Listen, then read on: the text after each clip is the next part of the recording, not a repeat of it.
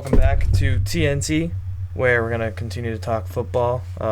Big Arsenal fans, but today we're going to try to avoid Arsenal as a topic. But we're going to start off with another London giant, as much as I hate calling them giants, but, they got the silverware to prove it. We're going to go off with Chelsea, but despite calling them giants, they had a fall off. And I think that's what we kind of want to dig into a little bit here and see how they're going to respond from that fall off. Jack or Dave? Jack, you want to get it going? Dave? Yeah, let's get started. All I have to say about Chelsea is just kind of like, from what I know, they've had like seasons like this before. Maybe this is like the worst one they've had in a while. They don't have Abramovich anymore, but they still have the money to kind of throw at their problems. Not Big to time. oversimplify it. That's kind of what they tried doing this past season, but I think they just kind of threw their money in the wrong direction. Poor management. But Dave, you got anything to add on? Yeah, I think that it's very easy to say that Chelsea's thrown their money at the wrong people. It doesn't seem as though they have foundation or a reason for some of the players that they went for. And I think that was highlighted again when you get a big star like Enzo Fernandez off the back of a World Cup. A lot of people will question, especially when it doesn't go well for 120 million, where the reasoning was to begin with. I think a lot of foundation, though, is there, actually. Right, so obviously Pochettino's coming in. Lampard had a very sort of fizzling end to his time at Chelsea that saw them finish, was it 12th? They could have been even lower, to be honest. It was 12. It was 12, perfect. So, again, it's a squad that underperformed. I think that with Pochettino coming in, a lot of what he did at Spurs, I can't speak too much for PSG. I only watched them pretty inconsistently when they were in the Champions League. From what they did at Spurs, what he did at Spurs rather, I think that there are a lot of profiles at Chelsea that could fit his tactics well. Yeah, I agree. As far as his tactics go, what sort of ideas specifically did you have in mind there, just to sort of go off that? Yeah, so Pochettino, right, he has sort of this high-intensity sort of ideology that he has his players follow. When we look back at his years at Spurs, when he was finishing, in that second position, third position, although he never won the title, there were some great years there, again, also where he reached the Champions League final. A lot of what we saw in that sort of tactical analysis there was, obviously, he started with that sort of classic 4-3-2-1, or 4-2-3-1 rather, at a possession where in possession you would turn into this 3-4-2-1, thinking about it in my head. So one of the mainstays, one of the hallmarks of Pochettino's playing style was one of the defensive midfielders would drop in, make the three at the back, and that would free up the fullbacks to bomb forward. It was really conducive for players like Kyle Walker to utilize his pace. Danny Rose in his day was very quick, and the formation, the shape of Spurs allowed them to have the space to, again, utilize that down the flanks. When I say that Chelsea, although playing poor, has the foundation, you can think of Chilwell and Reece James as those Danny Rose Walker sort of profiles. I think that they're very similar in the way that they play, and because of that, with Poch coming in, it automatically ticks off a couple boxes of what he's going to want in his squad. Yeah, no, absolutely.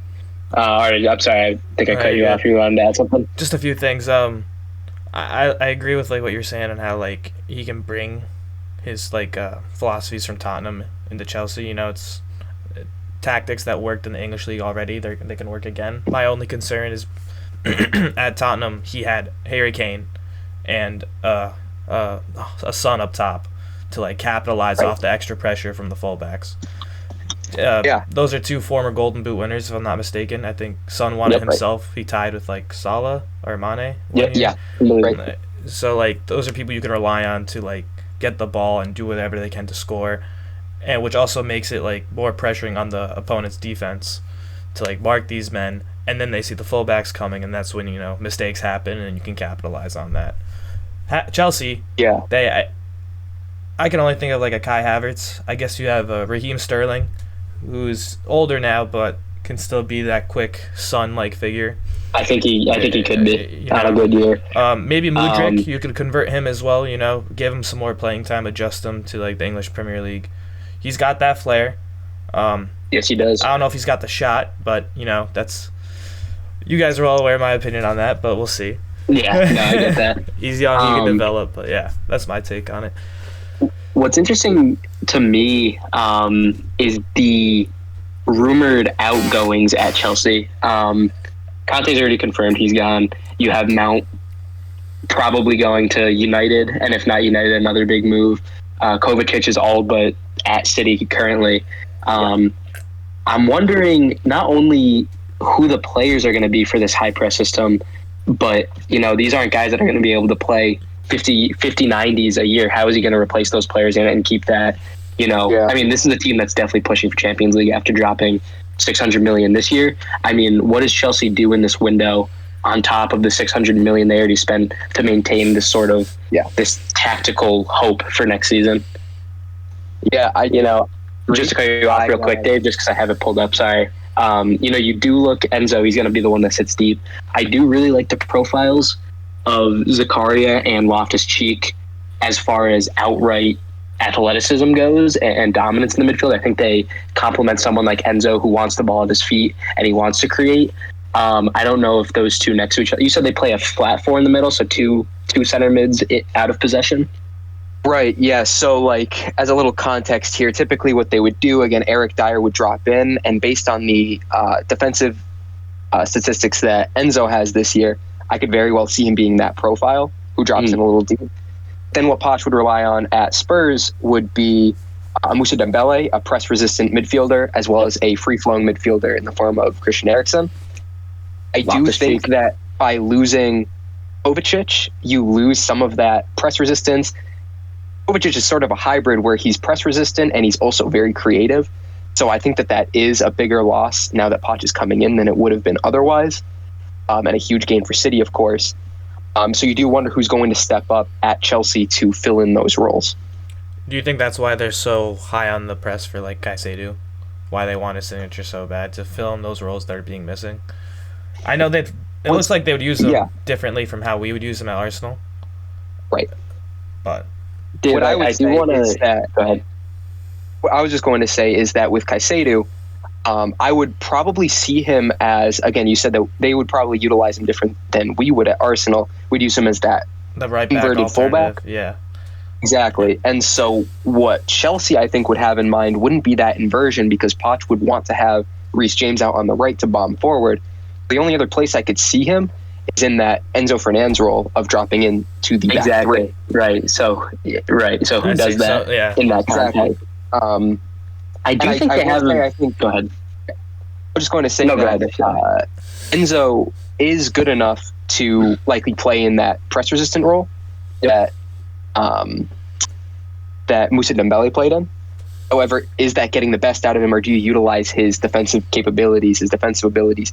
I have some stats up here, or rather I did.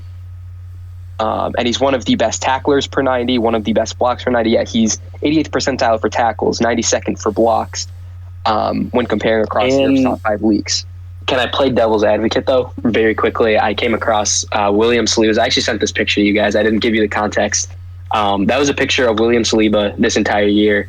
I'm not going to give anyone who's listening the exact stats, but his block stats are low, his tackle stats are low, percentile-wise, compared to other top center backs. And that is because of the system. This is the guy who, if you put him in a team that's going to finish 8th in the Prem, he's probably going to be in the 95th to 99th percentile in tackles and blocks, ball recoveries, everything like that. I feel like you have to look at the system. And although Enzo Fernandez, I think the transfer worked out. I think Chelsea hit the nail on the head, and I think they got one of their long-term guys. But if you're going to look defensively at those stats, I think you also have to consider this is a team that finished 12th and was lackluster and had no structure, and maybe the guy that was going to sit at the 6 was always going to be super high in those statistics, and maybe you want less of that out of someone like him, and you want someone else to do more of that and let him do the creating and the ball progression and passes per 90 and stuff like that. Yeah. What I will say is that, again, when you look at that sort of Eric Dyer type role in a Pochettino team, because of the fact that they are high press out of possession, And they're very aggressive, or rather, they're high press. Yeah, right. Out of possession, sort of that aggressive, sort of win the ball back type of team. I do still feel as though you need that type of destroyer sitting in that pocket in the midfield to win the ball back. Again, I think that part of the reason why maybe Saliba had less of those tackles, less of those blocks, is because we play in possession. And I don't think that possession-based football is necessarily what Poch goes for. Yeah, I don't think that he's, again, I think that that's a good point, but I don't think that that would play into Enzo Fernandez being a poor fit for his system. Would you say he's more like a Klopp-like figure? Like, kind of... Yeah, definitely. I mean, the pressing aspect of it, the high intensity, I think it's very Klopp-like. I've seen here that there are comparisons with, like, Bielsa. I think in terms of intensity, it's certainly there. I'm not sure if Poch has that gegenpress sort of idea going as well, but he does press high. So in that sense, definitely. I do want to see if we can find Enzo Fernandez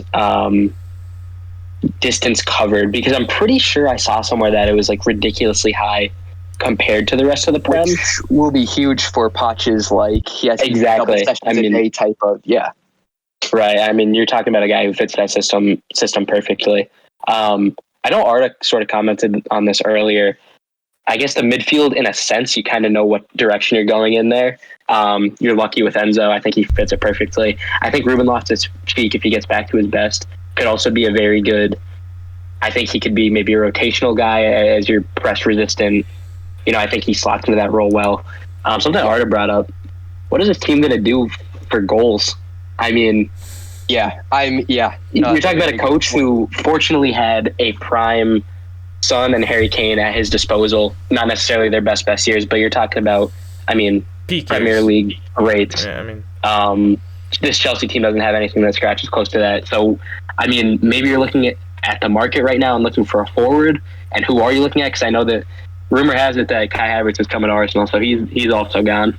I mean, or do I even think he would get you as many goals as you need? No, I don't think so either. I mean, that's what absolutely not. But you're also getting rid of a forward. Go ahead, Arda. That's what bothers me with, like, their Caicedo. I don't know, boner, for lack of a better term. Like, how much they want this guy. I feel like they should be after the likes of, like, Osimhen. Personally, I think he's someone who could fit very well into their system. High press system, someone who can win the air, and I think he's a great, villain for Haaland in the Premier League. I think they're very similar strikers, and two of the top teams against each other. I'd love to see that matchup personally. I think you can even go for, I'm going to butcher his name, but his teammate, Dave. Varashelia? Oh, I believe it is. What? Ibarra, right. No, go ahead. Tell me why you think he would be a good fit. I don't think he'd be a good fit. I just think that's just someone they should be looking at instead of the people who they are looking at currently. Maybe they're trying to just get money with, like, this Havertz transfer to Arsenal. I think they are. Just so they can splash more on forwards. I personally just don't know who else they could also look for right now in today's market in terms of forwards who are world class, who can give you results immediately. I personally think Osimhen is a better choice out of those two from Italy.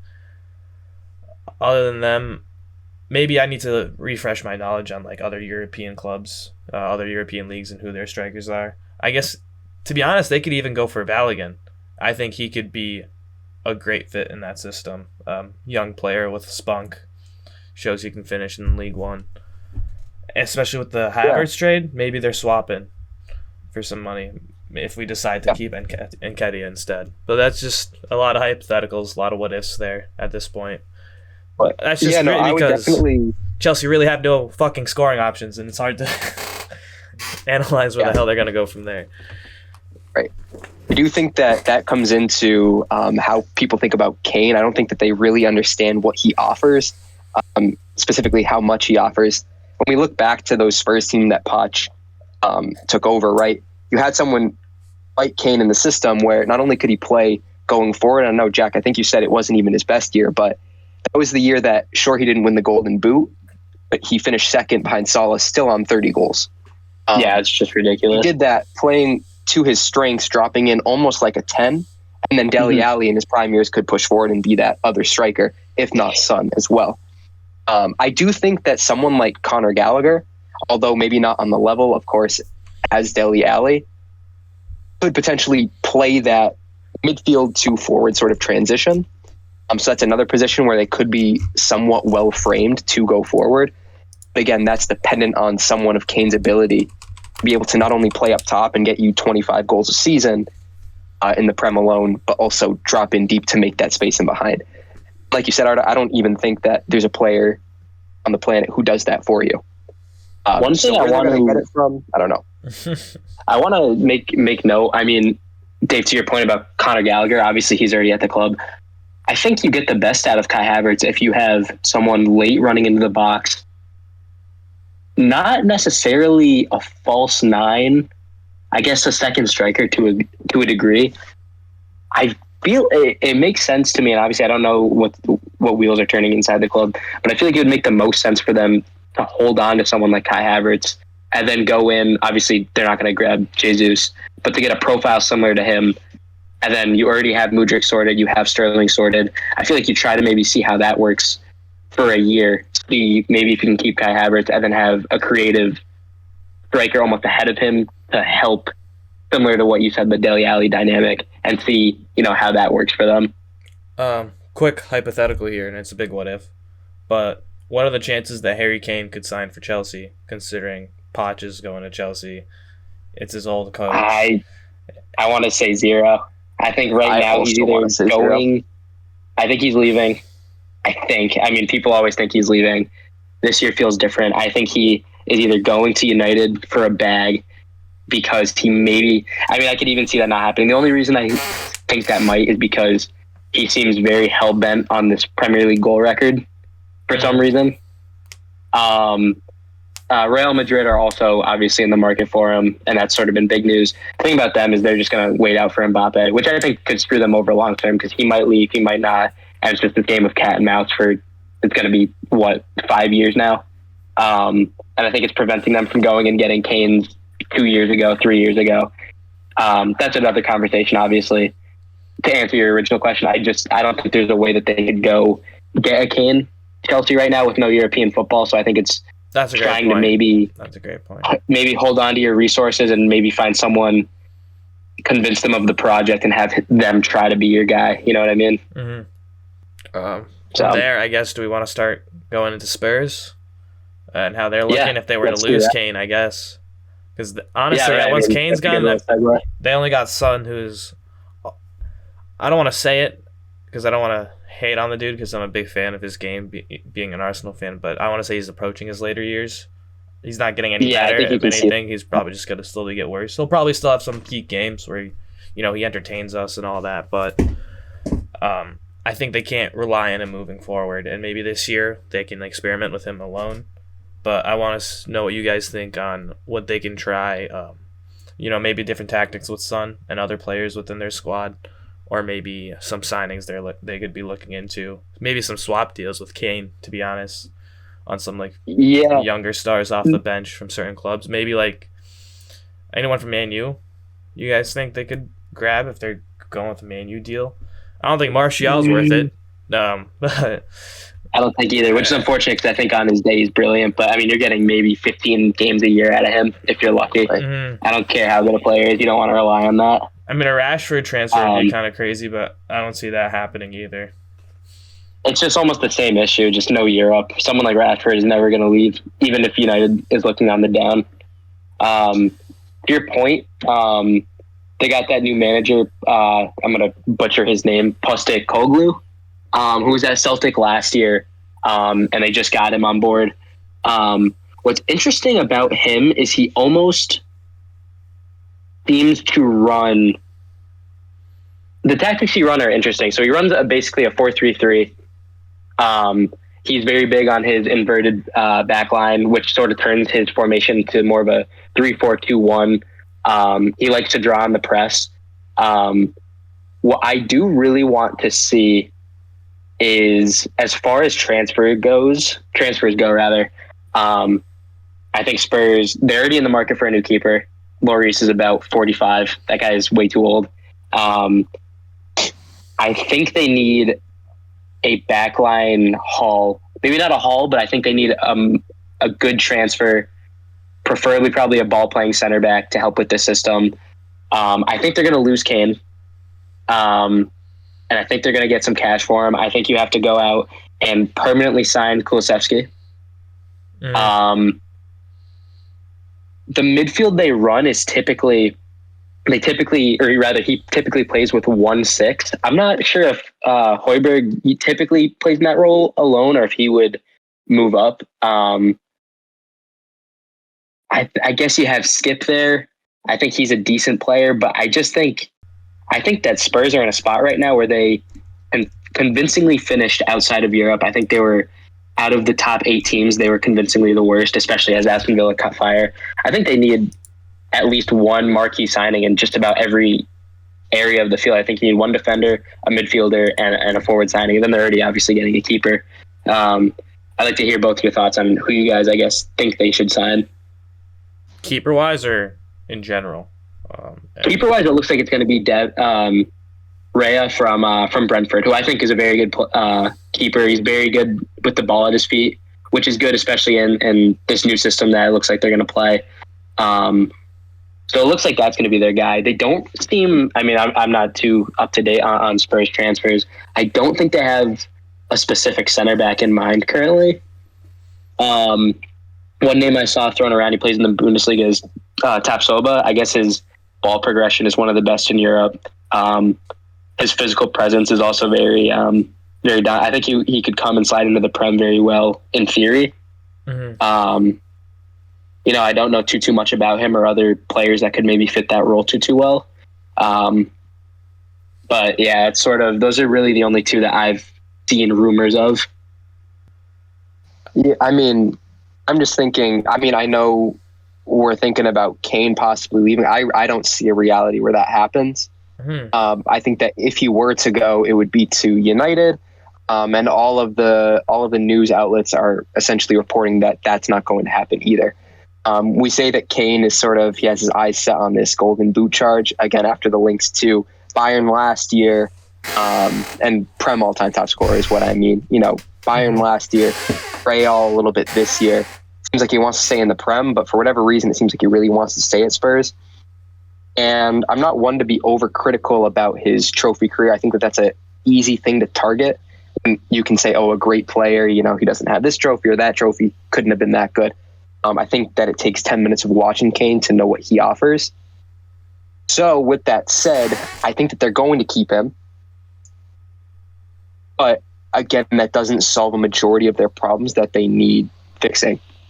Their back line was pretty shambolic last year. Their midfield wasn't particularly great.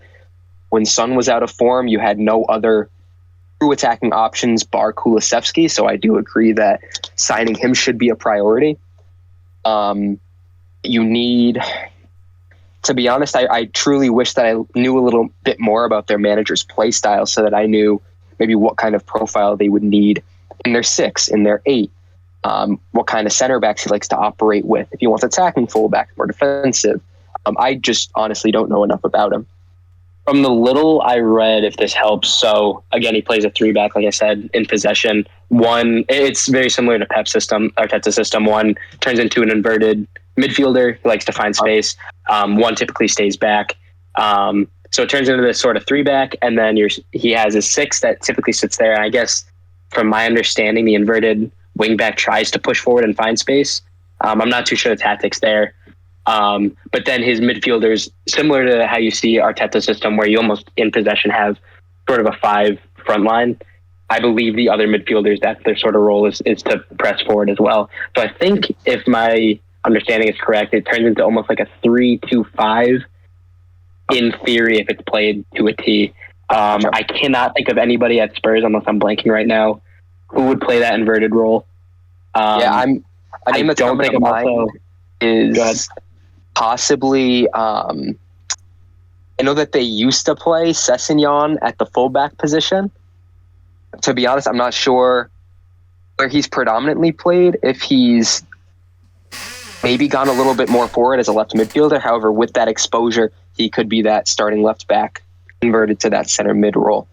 That would likely, hypothetically, I think maybe you throw similar to how you see like John Stones step in the midfield, maybe not from center back, because obviously this guy, he plays an inverted outside back system. Maybe if you start Eric Dyer at like a right back, have him step in.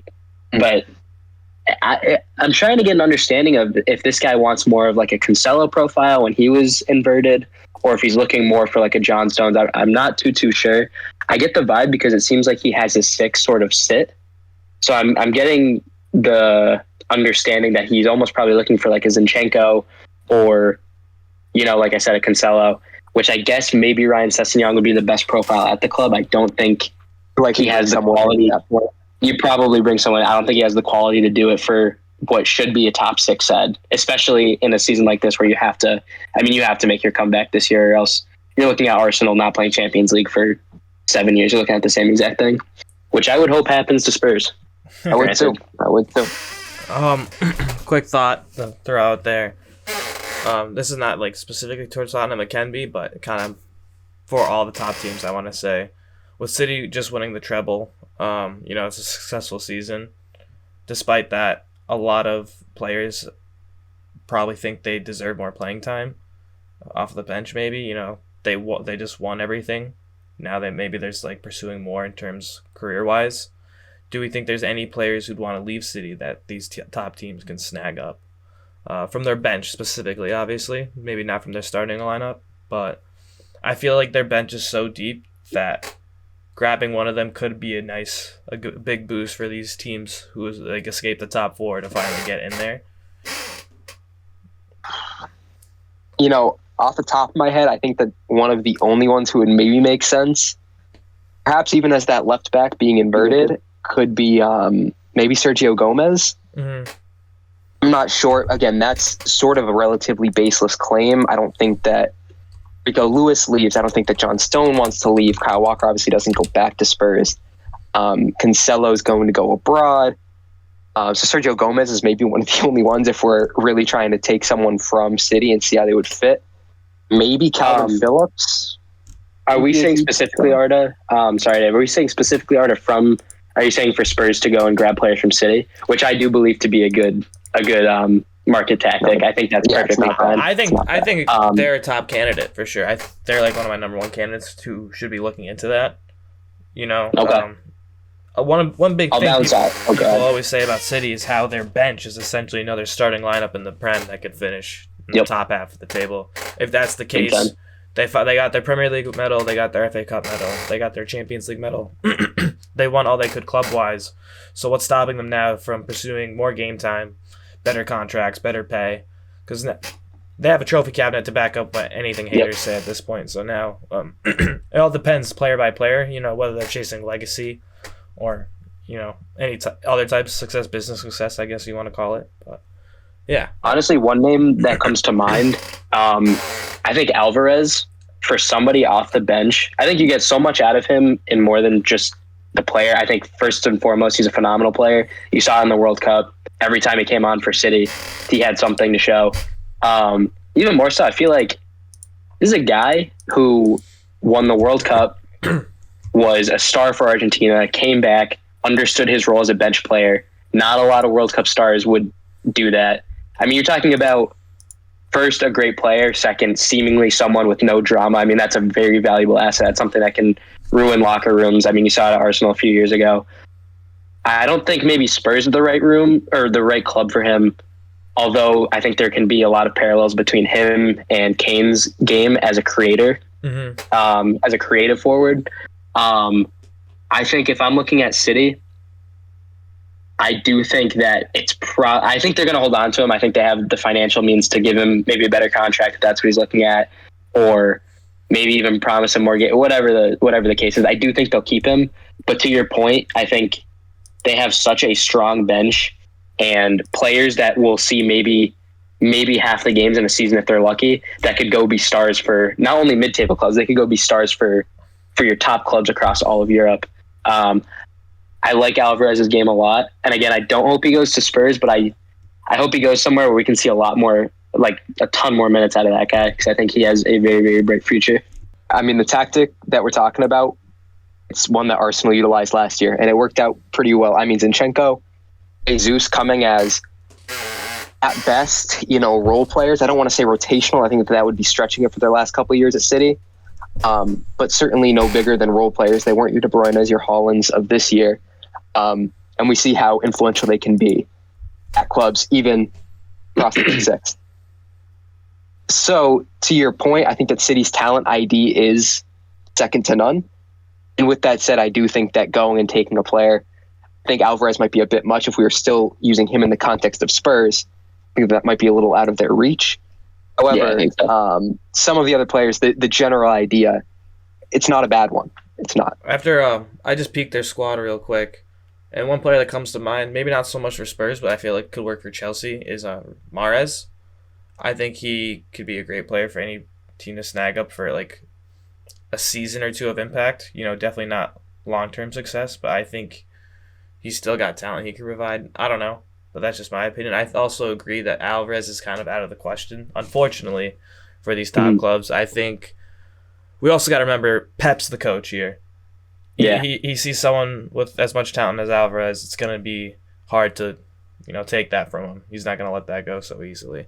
Yep. But you mentioned how Kyle Walker also won't go back to Spurs, but I want to know why that's kind of like a definite in your head, because I don't really see it as a definite, because now he's won many trophies with City. Again, like, what's stopping him from getting the playing time? He didn't start in the Champions League final. He got substituted in. He didn't start a lot of games. Yep. He's kind of seeing he's falling out of the rotation. And the only reason I bring that up is, in my head, from like a German league perspective, Mats Hummels left Dortmund to go to Bayern Munich for a few years, won trophies with Bayern Munich, and then returned to Dortmund and captained them again. For a title push, they choked, but another topic for another day. Regardless, you see these club leaders leave for that trophy cabinet success, and fans still welcome them back. It's not like Kyle Walker went to Arsenal, pulled the Sol Campbell. Right. I think Man City is a much more justifiable, bigger club transfer to go to for like success. But just want to hear your thoughts. Yeah, I mean, I would say one of the big ones, especially with Daniel Levi being the Levy, right? Being the owner of the club. I see Walker here again. It's City, so it's pretty intuitive. It makes sense that he's on 170 a week. I don't see Spurs offering an aging Walker anywhere near that. I don't see any reason for City. Again, although he's not in favor, there were matches leading up to those. Again, he played in the semifinals. He played of the FA Cup and in the Champions League. He played a lot of the run-in for the Premier League as well. Again, he didn't start finals for either, and I don't think he started maybe the last couple of Premier League matches either. With Pep, it's a difficult discussion to have, because if you're not at the top of your game, again, it's like Pep roulette. You don't know who he's going to rotate in and out of the 11. I don't think that there's the reason why I would say it's out of the question right now, I don't think that Spurs would be willing to give him that sort of contract. I don't think that Pep would be willing to let him go, because again, he likes to rotate players so much. To have extra players like Kyle Walker's caliber around the club to just shift in, like we've seen Laporte do in years past, just been out, you can throw him in, where you'd be a starter elsewhere. I don't see a lot of reason on any side for him to go. And I haven't seen any links saying that the new Spurs manager would like to utilize his type of profile. I think that it's a lot of speculation for something that, again, doesn't seem very feasible. Could you think of it, and I'm very uneducated with this when I'm saying this, but kind of to a Jorginho signing, I felt like Jorginho had no need to leave Chelsea, and Arsenal didn't really have a need for him. I was actually a fan of the signing. I like the idea of a veteran within the locker room, especially a winner. But from a tactics perspective, I don't think you needed Jorginho off the bench with like a Fabio Vieira, especially if you want to develop for the future. Do you get what I'm trying to say here? Yeah, what I would add to that is that for Jorginho, I would say it's just a little different. So Jorginho, you had Enzo Fernandez come in, so his place at City is a little disrupted. Arsenal, yeah, I mean, we have Vieira coming off the bench, which is great. But Jorginho, when we've seen him in, it's been, again, in that pivot role, that 6. When Partey was out, he'd rotate with him. Okay, yeah. And I do agree that, the idea of bringing in some maturity as we were trying to go into the run sure that played a was role. one of them. Yeah, right. Agreed. So I Agreed. see a lot of reasons why it happened as opposed to something like Walker. Again, as more of an arbitrary type of comparison. It is also a bit different for Walker, considering we were saying he'd be going back to Spurs in this case, which Spurs, I would argue, still has like a lot of veterans or older players in the locker room. No winners. I'm gonna push that while I can, but no winners. No winners, yeah. As far as I know, maybe some winners from different clubs, but anyone who's been there for the last 6 years is nothing. Haven't won shit. So yeah, I think they do need they don't need a clear house, but they do need a revamp of what they're doing. And I think that the new manager will be a breath of fresh air, honestly. I think so. I think we can talk about potential, Kane replacements. I feel like we could dance in circles until we know that it's happening. Exactly, yeah. One club I want to talk about, and this isn't the club they're rebuilding, and I'm still trying to learn more about them. I want to know your thoughts on Newcastle, because personally, I think this would maybe get a lot of flack. I don't think I have them finishing any higher than 6th next season, which might be a bold take. I think and this is why. Granted, this is based on the fact that I saw a rumor that said that they would be given, I believe it was $75 million for the summer, which I think is fine in the sense that they can get 1 or 2 players, and they don't need. I think they have a very strong foundation right now, and projects take time. That's fine. I think that they're built not to lose games, but I don't think that they're necessarily built to win games. They're very athletic, and they'll beat teams down, and they will win games. But I think at their core, you saw it when they came to Arsenal, when they're up against teams that they are worse than, it's not going to be like they're putting up a fight. They're going to sit in their half for 95% of the game. And I don't like that model simply because they're still at the point in their project where their depth, let's say Bruno G gets an injury, who's going to go play his role and keep them at that level? Isak, similarly, I don't really know if their injury records are poor, but that's the reason for my argument. Granted that they don't get summer funds that were expected. I think that your top, in no order, I think you're going to get your top 3 of City, top 2 of City and Arsenal, I think. And then I think in any order, it's going to be Liverpool and United. Granted that United also gets cash this summer, which it looks like they will. And then I think that it's time for Chelsea or Spurs to probably make a comeback. And I think that Newcastle finishes just outside of them. I want to know your thoughts. That's kind of my bold take. Yeah, I do have a few thoughts on what you've touched on with Newcastle. Some, again, just off the top of my head, we talk about them not being a team that pushes for wins, and I think that that's a little bit. I think it's a little unfair. I think I'm being a little subjective as an Arsenal fan with that game. Yeah, I mean, they did. It was a low block and it was annoying. Yeah. But here's the thing: I think that when they were really starting to pick up steam at the beginning of last season, when they were starting to make headlines, we have to remember that was an Isak-less Newcastle. They did not have him regularly at least until about January. With that in mind, right, when he came in, it's obviously easy to point to a 5-0 lead that they had against Spurs and went on to win 6-1. Yeah. But I do think that just having him there, he has that quality to sort of take games by the neck. His profile is very similar to when I've seen like on replay. Not to that level, but similar. And so I think that their ability to take games and push forward is there. I think Miguel Almiron will continue to grow. And we look at some of their links, James Maddison, Nico Barella. So you talked about what are they going to do with Barella out. Yep. Barella could slide in there. I'm not saying that he's as great in the 6, but he can play there and operate at a high level. Mm-hmm. I'm not saying that they're going to reach top 4, but you have to keep in mind that Eddie Howe didn't come in and already splash like hundreds of millions of pounds to get this team here. He's getting $75 million to bring in either European proven players in Barella or Prem proven players in Maddison, a squad that he's already molded to his liking. I don't think they're going to get top 4. I should say that. I think that I would be lying if I said that I was definitive. I think that they're going to be right in the mix, 5th or 6th, if not 4th. And they're going to play just as well. Let me ask, Are you in the same boat as me? And I will admit, I think you're right. I think I was being a bitter Arsenal fan saying that they don't push for wins. I do think that was a little harsh, and I don't want to underrate this team.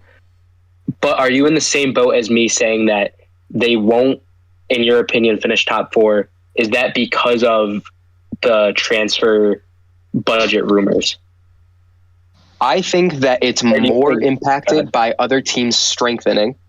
Yep. Which I guess would be secondary to them not having as much cash to spend. However, again, I think we go back to that. It takes time to become a really solid and foundationally strong club in the Premier League. I think when you think about how strong these clubs like Liverpool and Chelsea are, they're bound to bounce back.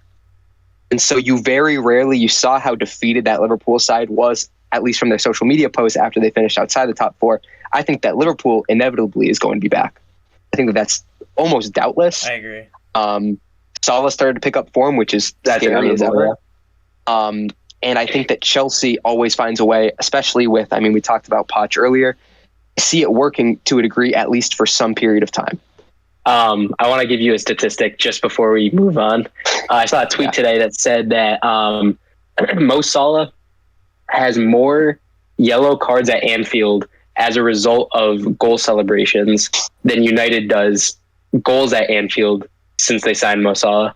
Which is crazy. Ridiculous when you think about that. That's crazy considering he's not like a defensive presence either. Yeah, and he just scores so many goals to celebrate excessively.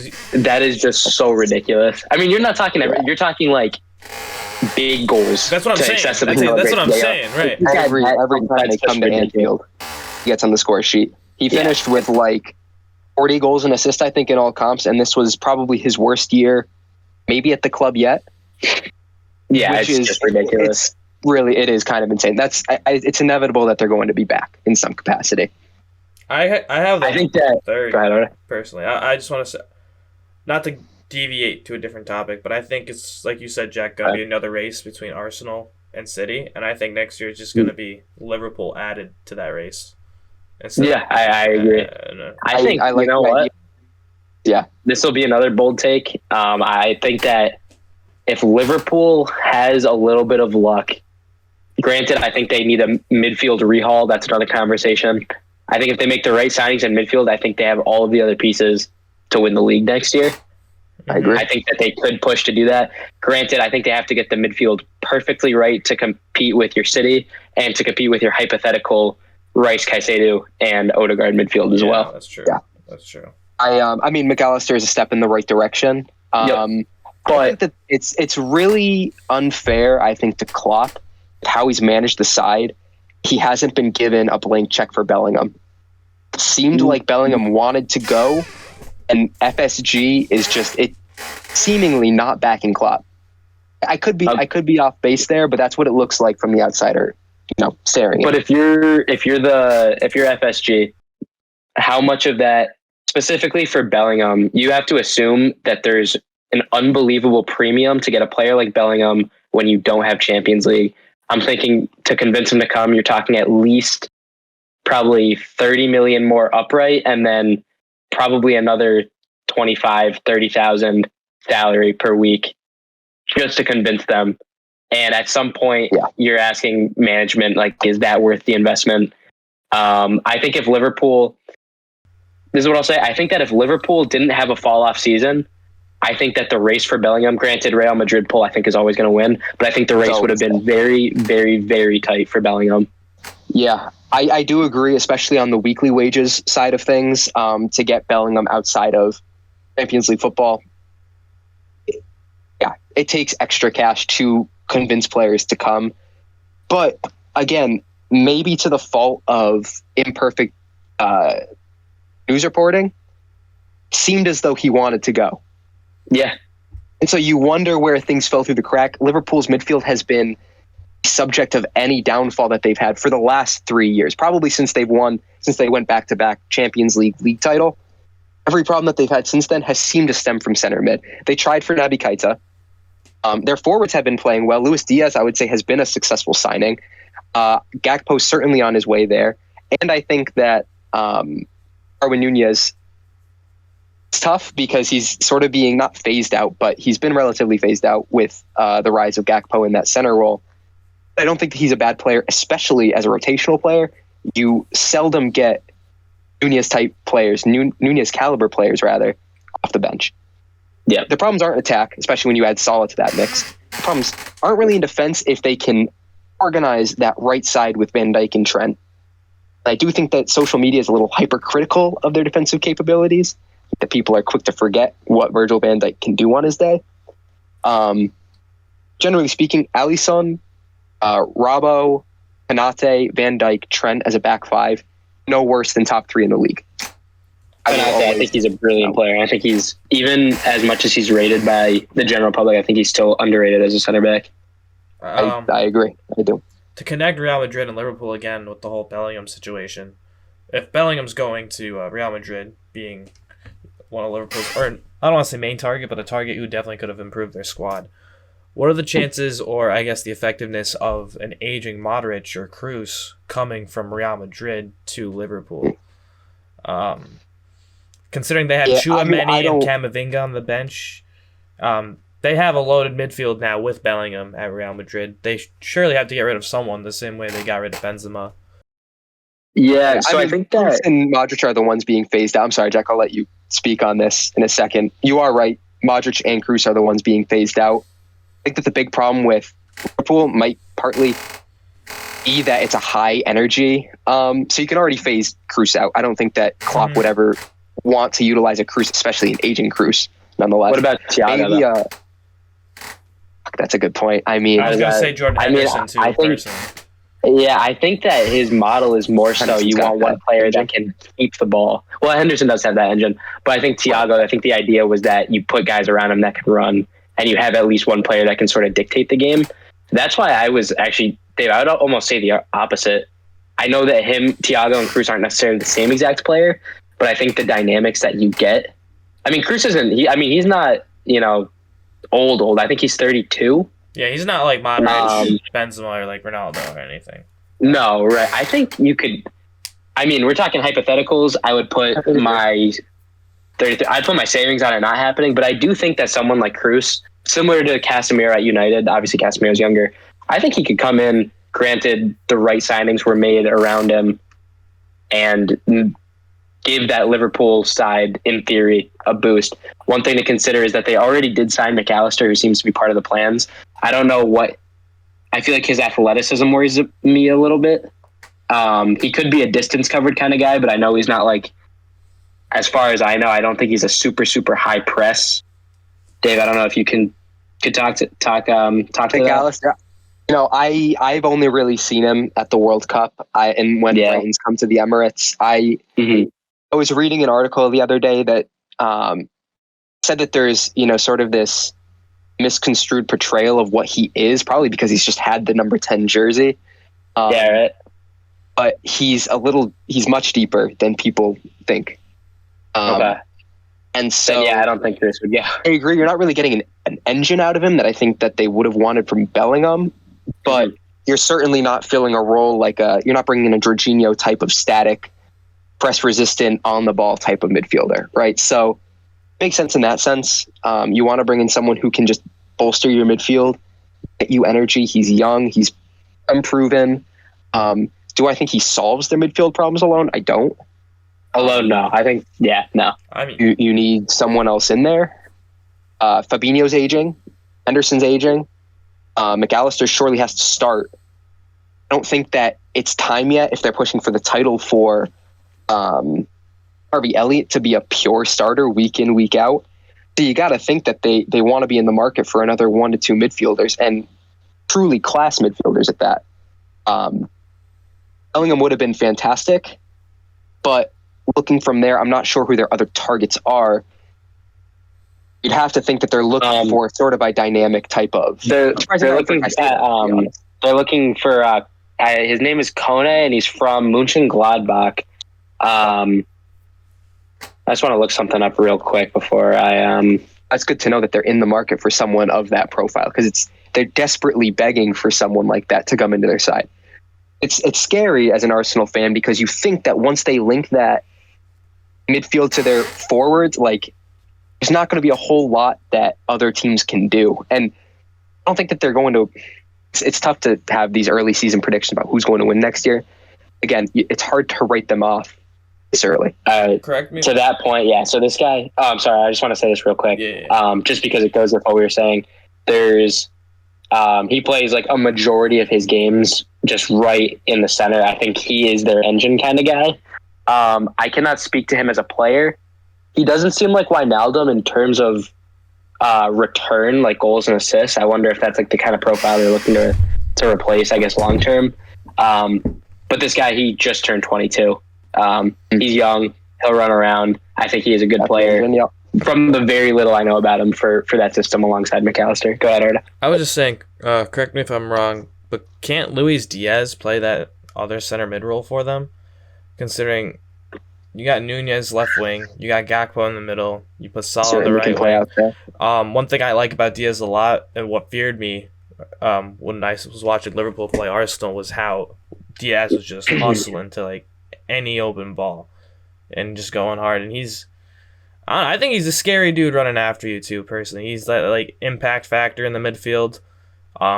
He's hungry. He'll shoot from almost anywhere. I think if you can convert him from anywhere, you've converted him into that type of role in the midfield with the McAllister, and you maybe put Henderson next to McAllister too, for some more control, and put like Diaz a little bit above him in a 4-3-3, I guess, with the way Liverpool runs their system. I think that could be effective for him, but that's considering. Yeah, I mean, I think transition goes smoothly. You know what I mean? Because Diaz is at the core an attacking player, and that's the risk you're running. Yeah. I would say that for that, again, we talk about that engine and what Liverpool needs in midfield, or what they're always looking for with the way that Klopp sets them up, is an energetic midfield that can run. I agree that Diaz can certainly give you that engine, but I think it's wasted. We can think back to that Arsenal match. He was oftentimes trying to just press the hell out of, we started Ben White that match. He was pressing the hell out of Ben White along the wing. I think that with his explosiveness, with, obviously how quick he is, that goes without saying. I don't want to say it would be a waste to use him anywhere else because he can play inside slightly. I think to push him back to a midfield role would be a step in the wrong direction for him. I was going to say that's my take. It might be a waste in terms of like his own personal skill ceiling, but like, is it a waste if you're challenging for the title? If they can't find any more midfield prospects to throw money at and try to attain, maybe their best bet is to convert someone they already have and give them a new role temporarily. Maybe in the winter, if they can find a new like midfielder who's popping off, and then they can move him back to the left wing in place of not Diaz, but in place of Nunez. Have Nunez off the bench. Oh. I don't know, just an idea. What I'll say is, like, I agree. So Nunez can play off to the left, and he can play well out there. And we've seen it before. We've seen Harvey Elliott, who was brought in as a winger, who's played that more to advanced midfield role. I agree, and Klopp's done it before. It'd be interesting. Sounds pessimistic. I don't see it with Diaz, but something. And who knows? They could do that. They could go out and try to get a third midfielder after McAllister's done. If they go get Kone, they could try to go get a third. But yeah, it's an interesting thing. You do wonder what they're going to do going forward because they've got a few pieces left to be a real, again, not only English but European threat. Mm-hmm. Yeah, I think they're gonna fucking smoke Europa League next year. Oh yeah, I don't think it's gonna be close.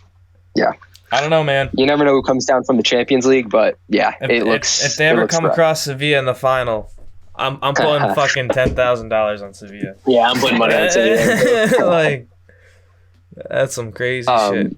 Kudos. Real quick, not to pivot away from the Prem, but I do want to know how you guys think Real would line up with if they get, because everyone knows Mbappe rumors. Who by the time this is posted, maybe they'll be done. But with Bellingham coming in and Mbappe going, I have an idea of what they could possibly do. But I want to hear how you guys think they'll line up, how they're going to sort of free flow in the match. Like tactics-wise? I don't think that. Tactically, yep. Okay, let's see. One thing I do know, Rodrigo and Vinny are there, and they're I believe they just signed new contracts. Yes. If I'm not mistaken. They both did, yes. Rodrigo, if I'm not mistaken, I don't know too much about him. I believe he can function in that 9 role, Dave, if I'm not mistaken. Does that sound right? I know he's primarily in Brazil. His skill set is identified as a 10, but Okay. shifting middle is the right idea. Yeah. So at that point, do you keep Mbappe on the right? I don't think you want to fuck with what Vinny's got going on right now. I mean, I know Mbappe transcends any player, in my opinion, Holland included. But I was about to say, fuck Rodrigo, bro. Put that dude in the right. You put Mbappe in the middle and just let him cook. I don't get why PSG don't do that. Best of him, yeah. But that's how he performed best at the World Cup, bro. I thought he was he's out on the left with Giroud through the middle. What I will say, like Giroud with did Mbappe, what I can see is Giroud did start. What I can so Vinny, yes, definitely on the left, and Real's not going to part ways with Vinny. But you do get the best of Mbappe out on the left. However, you got the best of Henry, I think, operating out on the left. Vinny is quick enough; he'll shift out left wide enough to enable some Mbappe movement out to the left. So what I've seen, and this is why I brought it up, I think it's a really interesting tactical idea that they could go with, is this sort of shift, right? You get Vinny out to the left, very, hugging the touchline like he does. Mbappe shifts towards the left as well, sort of playing as a left forward. Rodrigo shifts inwards, playing as a right forward, and Valverde from midfield will then shift out to the right wing. That makes sense. I do like that. At that point, you have Bellingham in the midfield. You have Camavinga coming in from left back to play the inverted role, and you likely have Tchouaméni or Kroos or Modric, whatever last midfielder to fit in, leaving you with a backline of Alaba, Militao, and Carvajal, potentially, or Nacho, whoever else is in. I heard they're trying to get rid of Carvajal. They likely are. Again, he's aging, but yo, fuck, throw Kyle Walker in there, bro. I think that he could have been a Real kind of player. I think he can still be a Real kind of player right now. I think he's still one of the fastest right backs, and I think that's kind of all they need on that right side. I think they do just need some athleticism right now. I think their center backs are so solid. I'm not even a big fan of Militao. I'd prefer Rudiger next to Alaba. But Rudiger, right? The fact that they even have that option is just crazy, But yeah. All right, I'm gonna send you. Rudiger, definitely. I'm gonna see if I can send you guys a link here. This was kind of my worry, Dave, when you brought up that Bellingham would, or specifically that dynamic where you kind of. I'm not even signing a message. I'll just say it out loud. So, Dave, in your case, where you kind of have Vinny playing a very wide left, which I know he does now, and then Mbappe kind of shifting more left. My worry is that, and I'm sure you can teach this, Bellingham's going to be world class. His heat map is very left focused, and I know that that's at a Dortmund side that maybe needed him out there. I'm not sure Dortmund's dynamic or whatnot. They had Julian Brandt on the middle right side, I want to say, who's also. I mean, he's no Bellingham, but right. Bellingham's heat map is like it's not really. It's almost like back in the day when you'd run like a 4-4-2, and you would see like a left midfielder. That's almost the role it looks like he's playing.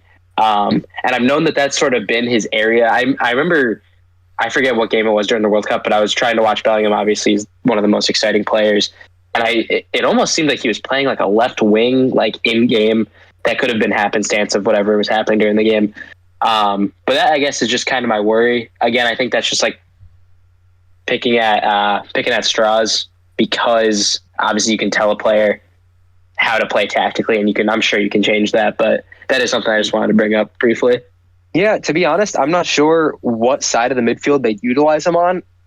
You'd think that it would start to sound congested with, Vinny and Mbappe out on the left, and I know Mbappe likes to have a little more space to play in behind, utilize his pace. But at the same time, again, you think about these. I mean, let's take Arsenal, right?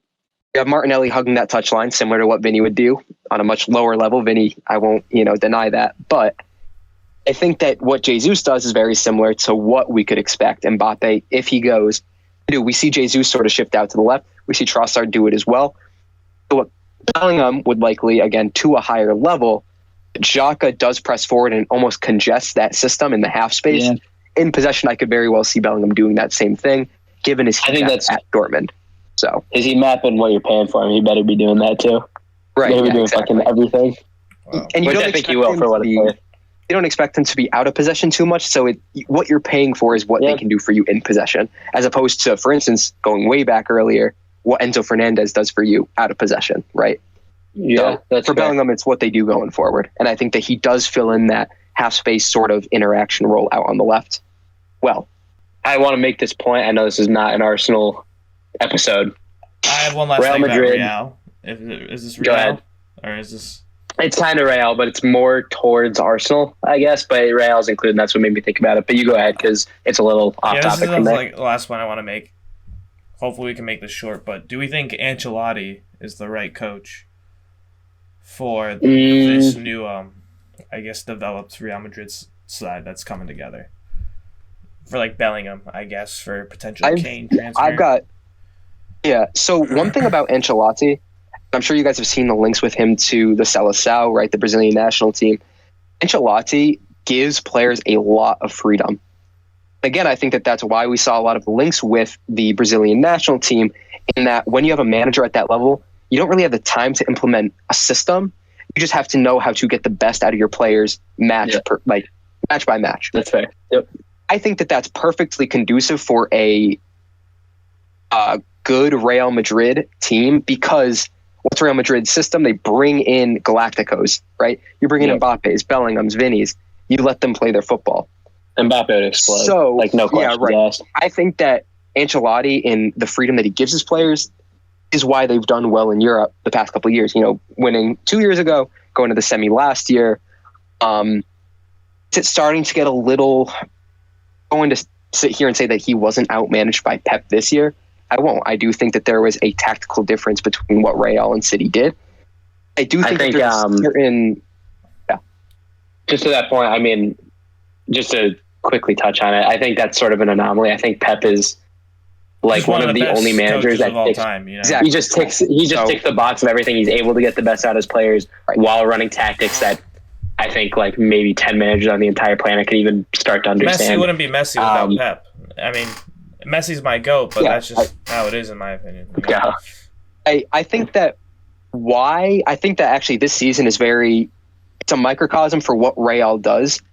You bring in Ancelotti, you get that freedom for the players.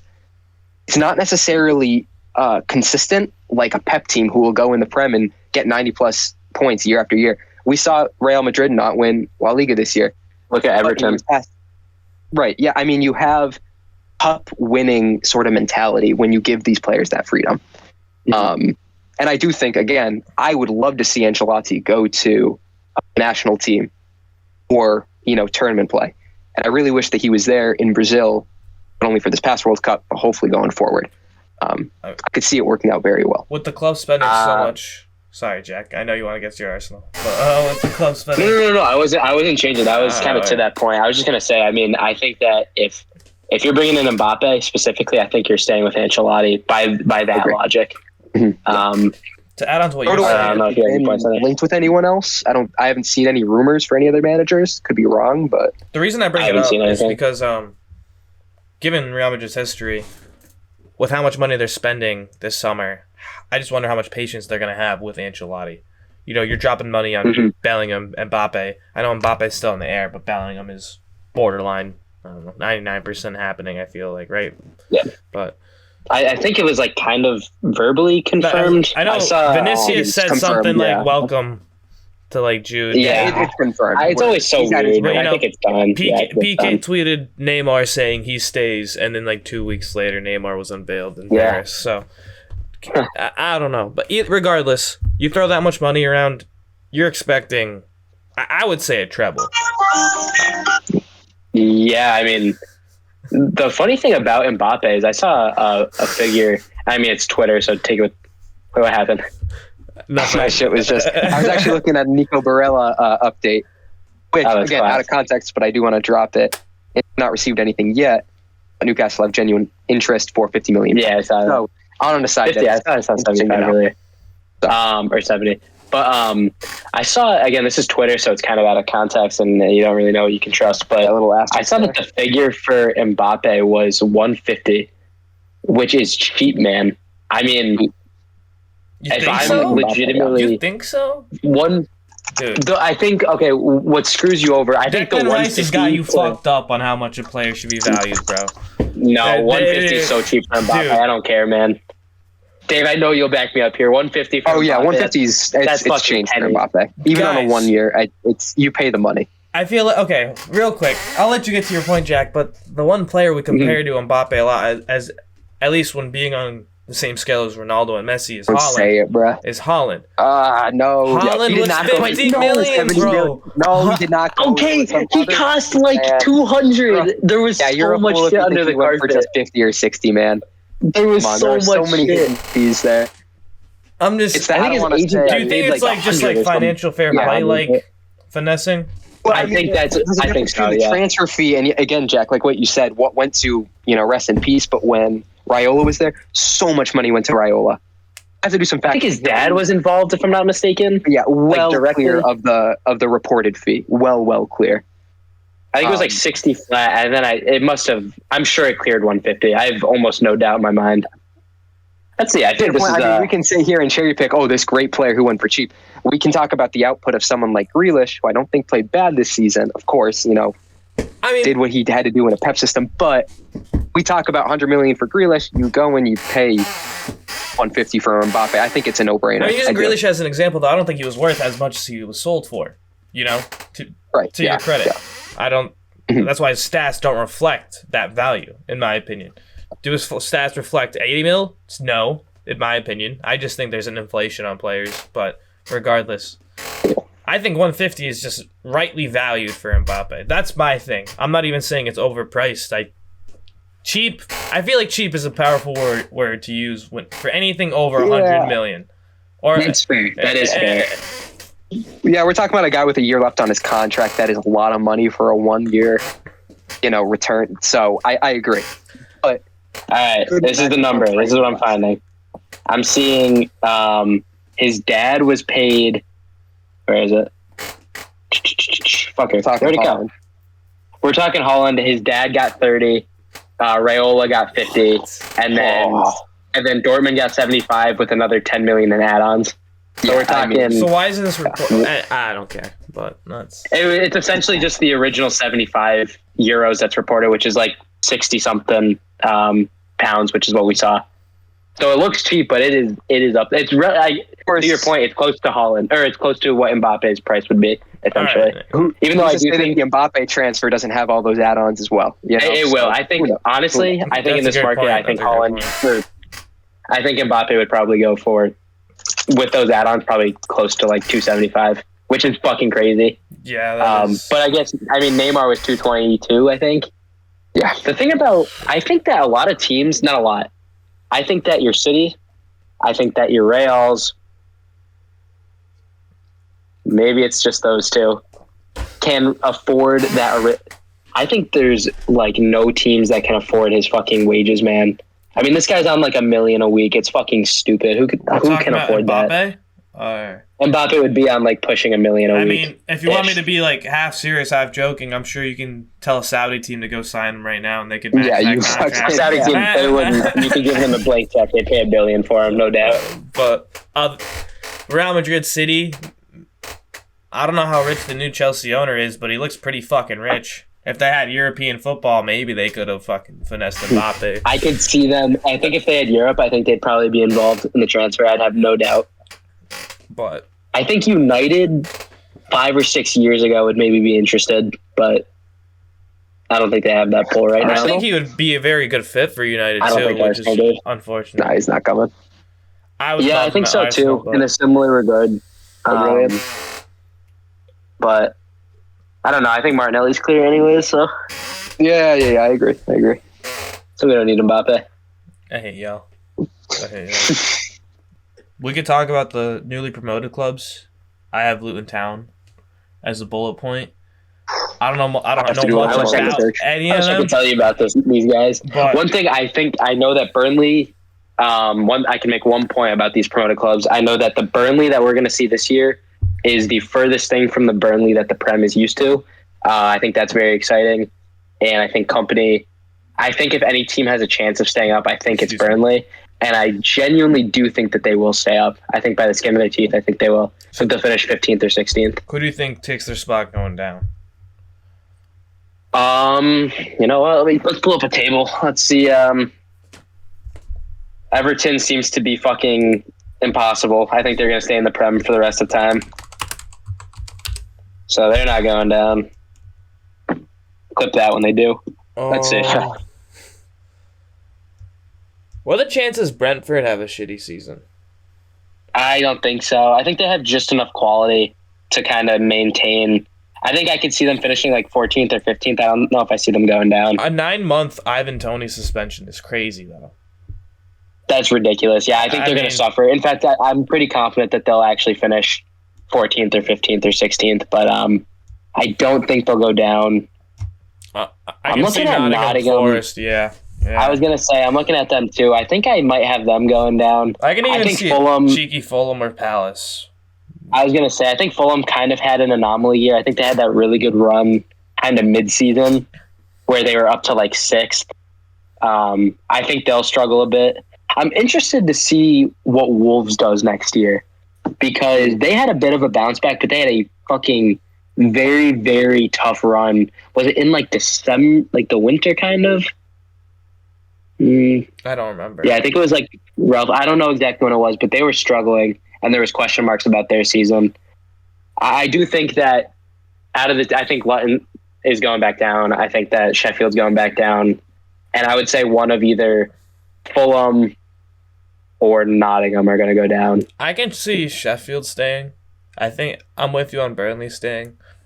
I would love to see Luton stay in the Premier League, but I think financially they just are not able to I don't think they can compete. Yeah. I think their ceiling might be this is kind of talking a little bit out of my ass, but I feel like their ceiling based on financials alone is probably about the championship, I think, consistently at least. I mean, I think that just goes to show like the difference in how much you need financially between the Premier League and the Championship, and that's not really just to Luton Town at all. I think it's for not the resources they have for the push they made, especially in a playoff run. That's, as Americans, we're fans of that shit. At least I am. Yeah, I love a good playoff. But yeah, that's all I got for, I guess, bottom table teams. I'd love to say Tottenham's going down, but I've had enough Tottenham jokes for today. We'll save them for next time. All right. Well, unless you guys have any final comments, I think I've said all I want to say for today for the most part. Yeah, that's pretty much it for me too. I mean, we're going to have to see with a lot of these bottom Prem teams. I'm interested to come back and see, I'm interested to see at the end of the summer if any of the transfers or like what we said might play out actually does happen. Because there's so many, we're talking, I feel like these early episodes before actual transfers we're kind of just talking in what ifs for next season, which is fun to do. I do enjoy talking about hypotheticals, but I guess by the next episode, we'll see how one person we did not touch on is Kai Havertz. I think next episode, depending on how that progresses, is something we should talk about a lot. And I guess we'll just see how the transfer window progresses for other teams too. I think it's been good conversations today. Thank you for your time, gentlemen. And thank you. See y'all next time.